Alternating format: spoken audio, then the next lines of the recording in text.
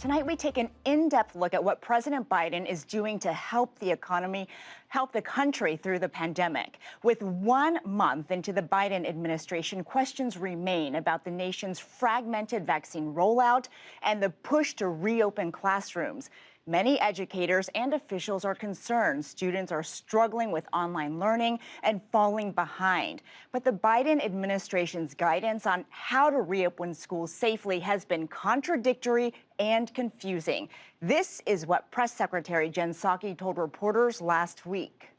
His goal that he set is to have the majority of schools, so more than 50%, open by day 100 of his presidency. And that means some teaching in classrooms. So at least 1 day a week. Hopefully it's more.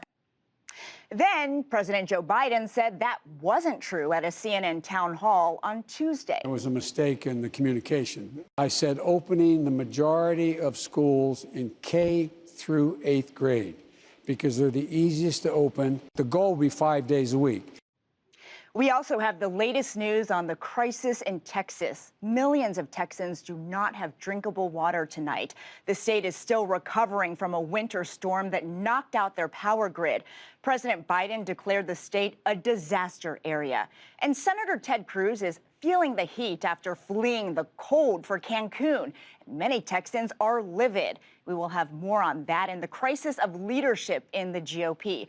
Tonight, we have 4 top reporters closely covering it all. Yasmeen Abutaleb, national reporter focusing on health policy for The Washington Post. My colleague, Ed O'Keefe, senior White House and political correspondent for CBS News. Anna Palmer, founder of Punchbowl News, a political newsletter, and the host of the Daily Punch podcast. And Ayesha Rascoe, White House correspondent for National Public Radio. President Biden laid down markers for his administration this week. He estimated that students in grades K through 8 will return to the classroom in April, promised there will be enough vaccine for every American by the end of July, and that normal life may resume by Christmas 2021. Yasmeen, public health officials have been hesitant to attach any dates to COVID milestones because of all the variables. In fact, just this week, we saw Dr. Anthony Fauci have to walk back his prediction for when open season would be. He initially said April and then now saying May or June. Do these experts stand by the president's goal marks? I think a lot of experts actually think some of these goal marks could be a little bit more ambitious, like the number of vaccinations that the administration tries to ensure are done a day. I think these are fairly realistic. You see the Biden administration taking kind of the opposite tack of the Trump administration and sort of under promising and hoping to over deliver. So the goals they set out may not seem, incredibly ambitious on their face, but I think, they're reluctant to attach too many dates to when these things might happen because so much is dependent on how quickly they can actually get vaccines into arms, not just have doses manufactured. And then, of course, these changes in individual behavior and whether he's going to be able to pass his relief package.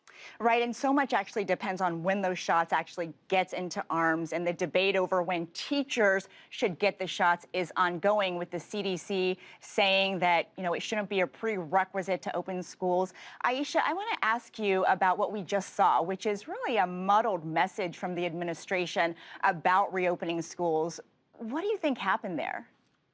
It seemed like they were trying to please everybody. They didn't want to risk upsetting parents who are, desperate to get their kids back in schools. I have a first grader, who I would, love to see back in school. And it also seemed like they definitely did not want to upset teachers and teachers unions who have pushed for more stringent guidelines for when teachers go back into the schools.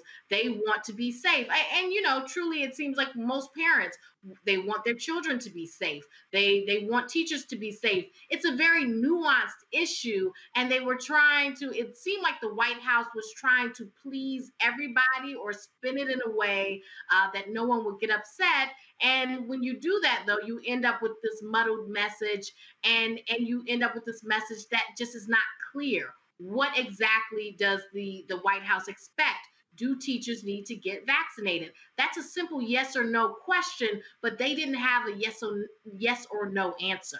Right. They had different variations of that answer. But one thing is clear, they are ramping up distribution of the vaccine. And just this week, the Biden administration announced that they'd be sending 13.5 million doses to states every week. That is an increase from 11 million last week. But they continue to criticize the Trump administration for its rollout. So when does Team Biden take ownership of the pandemic response, including victories and setbacks?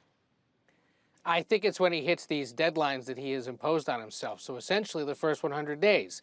Remember, the goal was 100 million vaccine shots into the arms of Americans by late April when he hits the 100-day mark. And then this ever-moving school goal, which is one that he really has no real need to engage on because there's virtually no federal control or oversight of schools. It's one of the most decentralized aspects of American society. Your school board has more say over who goes back to school and when than a president ever will.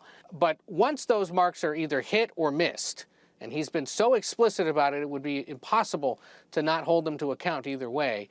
I think at that point you really can begin to lay more blame on, or credit, on the Biden administration if they've met those marks. But what he's doing by putting it on the backs of the last guy is nothing new.